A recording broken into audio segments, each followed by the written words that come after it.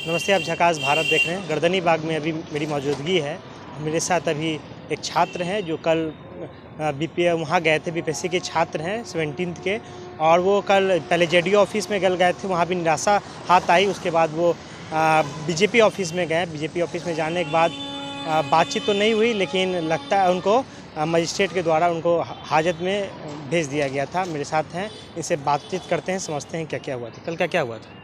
कल वही मैं उचित मांगों को लेकर जैसे कि हमारे पहले बताया कि बीजेपी के ऑफिस में हम लोग गए थे, एक ज्ञापन लेकर गया था, और वहाँ से जो भी वहाँ के वरिष्ठ पदाधिकारी थे बीजेपी का, मैं उनसे वही डिमांड कर रहा था कि देखिए, मैं इससे पहले पूर्व में दिलीप जायसवाल से हमारी वार्ता हुई थी, हमारी डेलीगेशन टीम उनसे आकर मिला था, लेकिन अभी तक उस पर कोई निर्णय उन्होंने नहीं दिया। उन्होंने आश्वासन दिया था कि आप जो मांग रखे हैं उस पर जाँच का लिए बात करेंगे, आगे की तरफ मुख्यमंत्री से, उप मुख्यमंत्री से बात करेंगे, लेकिन अभी तक क्या हुआ है आप उसके बारे में कोई जानकारी मुझे नहीं दिया। तो मैंने दूसरा बार गया कि आपने एक बार आश्वासन देकर जी, लेकिन पॉजिटिव हुए थे आप लोग का बात सुनने के बाद? तो पॉजिटिव हुए थे, लेकिन उचित मांगों के लिए अभी तक कि उन्होंने मुख्यमंत्री से अभी तक बात करने में उनको इतना टाइम लगता है कि 15 से 20 दिन बीत गया, लेकिन अभी तक कोई निर्णय। सम्राट चौधरी से मिलने की मैंने बात किया था कि आप सम्राट चौधरी से हमें मिलवा दीजिए, अपनी बात को रखेंगे, तो अभी तक वो यही कर रहे थे। 20 दिन से अभी यही मिलवा ही रहे थे वो।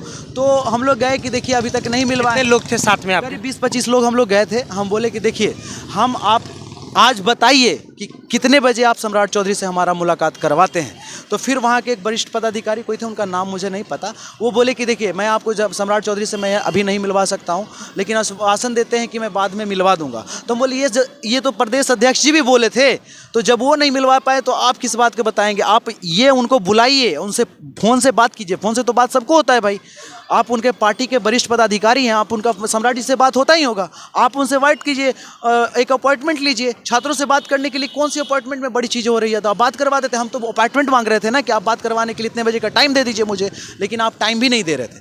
तो उसी दरमियान अगर हम बात को हमने नहीं माना तो बोला कि नहीं, आप लोग यहाँ से निकलिए, भागिए, कार्यालय में आप लोग को कोई रहने की जगह नहीं है। हम बोले कि यहीं बैठेंगे आप जब तक जवाब नहीं देंगे, क्योंकि मैंने वोट देकर आपको यहाँ तक लाए। एनडीए का कोर वोटर गेट पे बैठे हुए थे कि कार्यालय के अंदर चले गए थे आप? मैंने कार्यालय के अंदर, उनका जो बाहर जो कैंपस है उसमें मैं बैठा हुआ था। मैंने बोला देखिए, मैं यहाँ ही बैठा हूँ, आप बात करके जब तक आप मुझे नहीं बताएंगे कब आपसे मिलवा रहे हैं, तब तक मैं यहाँ से उठूंगा नहीं। मैं वही बात कह रहा था। उसी बीच में कुछ वहाँ पे प्रशासन को लोग को बुलाया जाता है, वो वहाँ प्रशासन आती है। प्रशासन से हम प्रशासन को भी बोले कि देखिए, अभी तक हमारी मांग नहीं माना गया है और मैं इनसे उचित मांग कर रहे हैं। हम कोई लड़ाई करने नहीं आए हैं, यहाँ से किसी झगड़ा करने नहीं आए हैं, लेकिन फिर भी वो उनके साथ हमारी बहस हो रही थी, पुलिस के साथ में मतलब एक आर्गूमेंट चल रहा था। उसी दरमियान मुझे उठा कर लेके चला जाता है। और मुझे साथ और कितने बच्चे गए थे? मेरे साथ मैं अकेला गया था, और मुझे कुछ बच्चे बोले थे एक और अभी मैं बता रहा हूँ, उनके बारे में बताता हूँ। मैं अकेला, मुझे उठा कर ले गया, मुझे कुछ पता नहीं था कि मुझे कहाँ लेकर जाया था।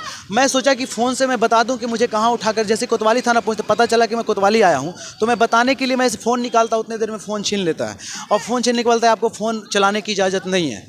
तो फिर उसके बाद मुझे अंदर ले जाने के बाद बहुत तरह के बातें करने लगा कि बोला कि देखिए, आप विद्यार्थी हो तो विद्यार्थी की तरह रहो, नेता बनने का कोशिश मत कीजिए। आप जितने भी लोग वहाँ पे थे प्रोटेस्ट में, जितने भी लोग वहाँ पे मांग के लिए गए थे, सबका मैंने वीडियो बनाया है। जो वहाँ पे जो थाना इंचार्ज थे वो हमसे पूछ रहे थे, सबका नाम बताइए, एक एक का नाम बताना होगा आपको। तो हम बोले कि एक चीज़ बताइए, आप हमको उठाकर यहाँ तो अपराधी की श्रेणी में लाकर खड़ा कर रहे हैं, अब नाम बताकर मैं सबको अपराधी बनाऊँ, क्या ये उचित है? वो आम छात्र हैं, हम भी आम छात्र हैं। आप हमको अपराधी बना दिए, मैं एक छात्र हूँ, उन सभी को बनाएंगे तो कितने लोग को दिक्कत होगी। मैं नहीं बताऊंगा क्योंकि उचित है ही नहीं, क्योंकि वो ऐसा कुछ किए ही नहीं कि उन पर एफआईआर होना चाहिए। बेसिकली मेरे पे भी एफआईआर नहीं होना चाहिए, लेकिन फिर भी मैं इतना कहता हूँ कि, तो फिर बोलते हैं कि देखिए, कितने धाराएं लगे आप? मैं उधारा की बात मैं बाद में करूंगा, वो जो बताएं उसके बारे में बता रहा हूँ। उन्होंने कहा कि देखिए, आप नेता मत बनिए, आपको जेल भेज देंगे। हम बोले जेल जाने से कौन डरता है, ये लोकतांत्रिक चीज़ें हैं। आप विधि व्यवस्था के लिए हमें जेल भेजेंगे, वो भी मंजूर है, लेकिन मैं उन सभी बच्चों का नाम क्यों बताया हूँ आपको? तो फिर बोलते हैं कि आप पर इतने सारे धाराएं लगाए जाएंगे। बोले कि लगा लीजिए ना। फिर भी उन्होंने 9 धाराएं मेरे ऊपर लगाया।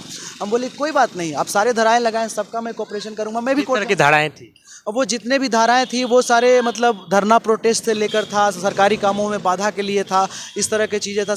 आप प्रतिबंधित क्षेत्र में आप धरना प्रदर्शन कर रहे थे, कोई धरना प्रदर्शन नहीं था, बिल्कुल नहीं था धरना प्रदर्शन। मैं आज भी कहता हूँ धरना प्रदर्शन नहीं था, मैं अपनी ज्ञापन के लिए मैं वहाँ पर गया था, कोई धरना प्रदर्शन नहीं था। और उसके बाद धारा लगाने के बाद मुझे 10 बजे रात को छोड़ने का उन्होंने आश्वासन दिया था, लेकिन कब आपकी अरेस्टिंग हुई थी? अरेस्टिंग लगभग 4:30 4 बजे के आसपास शाम में हुई थी और 10 बजे उन्होंने आश्वासन हाजत में रखा गया था क्या? जी। तो फिर मुझे बताया कि नहीं, आपको 10 बजे छोड़ा जाएगा, लेकिन पता है सरकार के संरक्षण में कहीं ना पुलिस दबाव में थी और उनकी बातें सुन रही थी और वो कह रहे थे कि इसको छोड़ना नहीं है, आपको जितने कार्रवाई करना है इन पे कीजिए।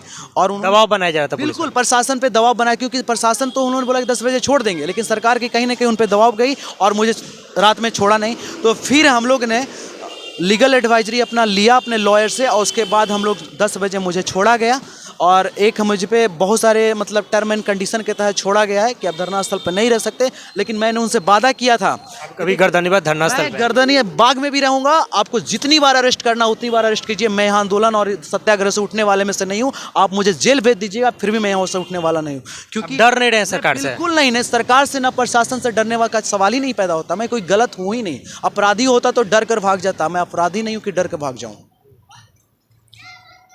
मेरे साथ छात्र थे जिनको अरेस्ट किया गया था कल। आरोप है कि हम लोग डरने वाले नहीं हैं सर।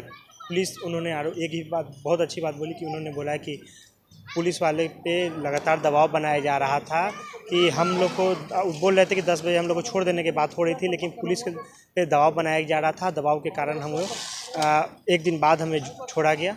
इस तमाम खबरों को भी देखने के लिए झकास भारत देखते रहे। मेरा नाम आदित्य कुमार है। धन्यवाद।